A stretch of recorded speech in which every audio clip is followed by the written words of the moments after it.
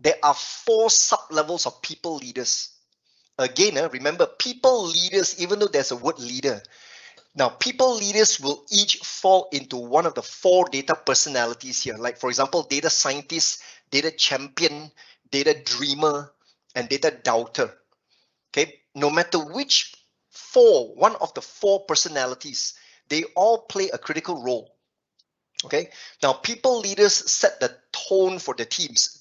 Why we call it people leaders? Because they represent the people, right? They're like the all our the members of parliament. Each one, okay, of them, they are representing a certain group of people in a certain area, right? So if the executive set the tone for the organization, right, the people leaders will then set the tone, continue, right, for their teams. They help propagate the tone right from the top down, and they're the one who resonates the tone, and they are able to help to understand how important data literacy is. So if the top leadership, the executives, are able to impart correctly to the people leaders, the people leader can then start amplifying that down to their own teams. Okay, so people leaders can help their respective teams establish a regular learning cadence, and they can help set the example of learning themselves. So they have to learn by example. They have to set as an example.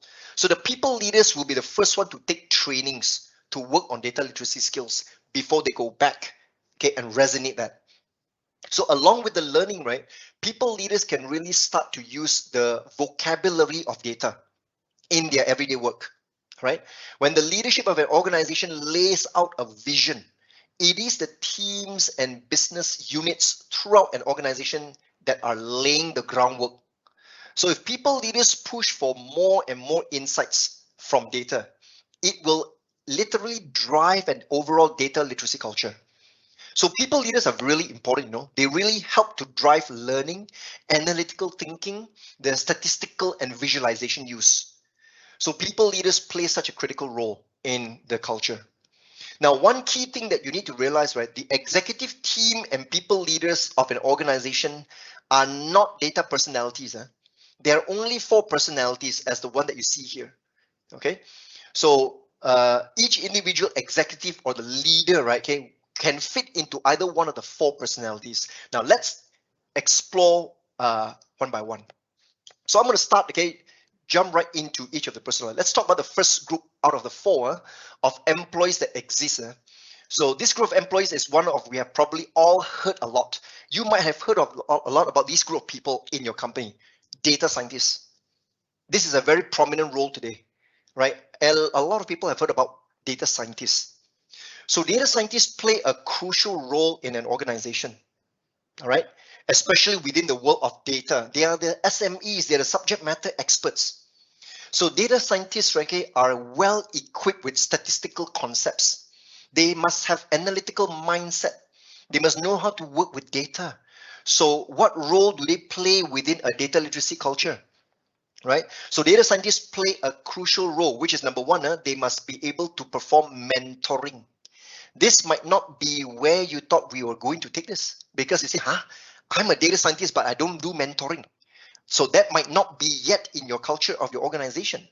So don't think that data scientists only stay in the lab there, okay, and doing experiments and all that, but you must also do another role, which is to mentor.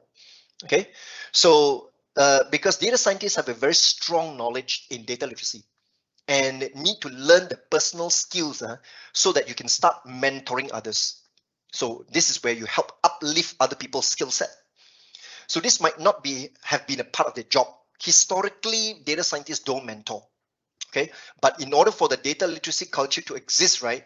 Well, data scientists, remember that you need to start working to help others, right? And along with mentoring, there is one key thing that data scientists should be doing to ensure they are properly a part of the culture, which is called continuous learning and improvement. All right, data is constantly shifting, the trends are constantly growing. So a data scientist needs to ensure they do not get outdated, get bogged down by it, or stuck in a particular cycle, stuck in a particular habit. So don't think that you have already learned everything. No, because it's continuous. So data scientists should constantly be learning and shifting. All right. Now, moving through an organization, right, let's go into the next one. This is called the data champion. Looks really champion here.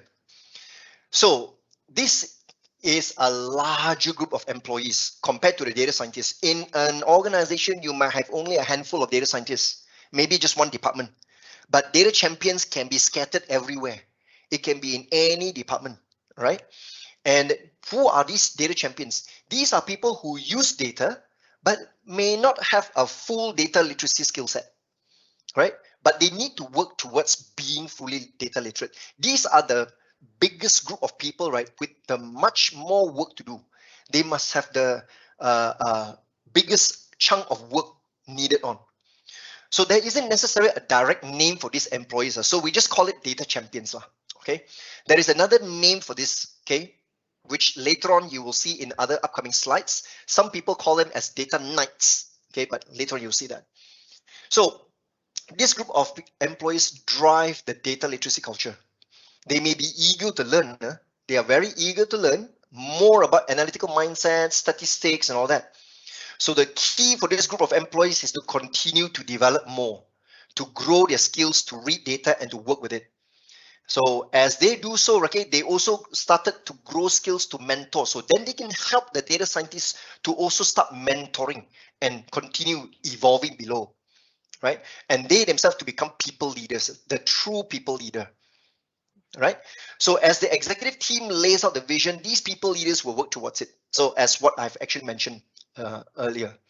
So this increased the use of data, right? That will help to permeate throughout the organization. Okay, so the third group of employees that fit into a data personality here, right? Now, this may just be the biggest group of people called the data dreamers. What do you mean by data dreamers? Now, this is a group of employees, right, who desire to learn data. They wish to learn data. They dream to learn data. They dream able to work with it and help to drive. They are very interested, but they just may not know where to start or how to start or what to do. So they continue dreaming. So this group of employees, right, embody the essence of data literacy culture. They are the best candidates, right, to be either learning or they can be the next group of people called data doubters. Right, so they are trying to continually learn, okay, because they have the interest, so they want to work towards strength, gaining strength and data fluency, right? And these are people who deserves the highest amount of help. So through the work, right, they will help push the executive leaderships across the board. So when data dreamers embrace their roles, right, okay, the culture can continue to move on. So it's like an engine. The bigger gear drive the smaller gears, right? So there, the final group are called the data doubters. So this is where, from the word doubters, right? Okay, these are for those people who may not feel they need to use data. They don't know. They don't even care, maybe. Those who are downright who don't like the data, the doubter. I doubt, I don't need this. They are the negative people. This group places itself in an interesting and also what can be also a precarious position. These are the rebutters. They are the toughest to train. There can be such a delicate balance, to ensure these group of people will buy in. And usually data doubters are the hardest to buy in. Okay, so the most important thing is that these group of people, okay, always will ask why. They are the one, okay, will be asking why, and we will definitely need to help them see the why behind the data. When they ask the why, we want to show them. It's not just answering them. So we want to ensure we are not offending them as well or causing a big disruption. It is also imperative to understand these data doubters can be great employees, they have great skills behind, but they just need a proper nudge, a proper kick in the right direction, a proper push only. We need to create an environment of learning so that these people can progress and they will also one day gain enough interest. Okay, so remember, to exclude one of these groups or to ignore either data scientist, the data champion, the data dreamer, or the data doubter, right? Okay, this would be a hindrance to the success of a data literacy culture. All right. So ask yourself a question: what can be done to ensure that every group of people, right? Okay, every group of these personas, you're able to find your colleagues or the people in your organization to fit into these group of personas, and then to obtain buy-in. Most importantly, paying close attention to the data doubters. These group of people will need a very, very sensitive, slowly tiptoe and plan carefully to approach them. Okay. All right. So that should be it for now. Okay. So these are all the particular data personas. Now we do have a question. Oh, you want a copy of the slide for your reference and all that? Yes, I am going to distribute slides for you guys as well. Okay, so the slides will also be made available as part of the material. Okay, so for those of you who want a copy of the slide, including my scripts is also okay. The way on how I explain everything is together with the slide. Okay, it's all in there, right? So no worries. All right, so welcome back to the second part of the training. So we are still in the first module, so I need to finish up what is data literacy.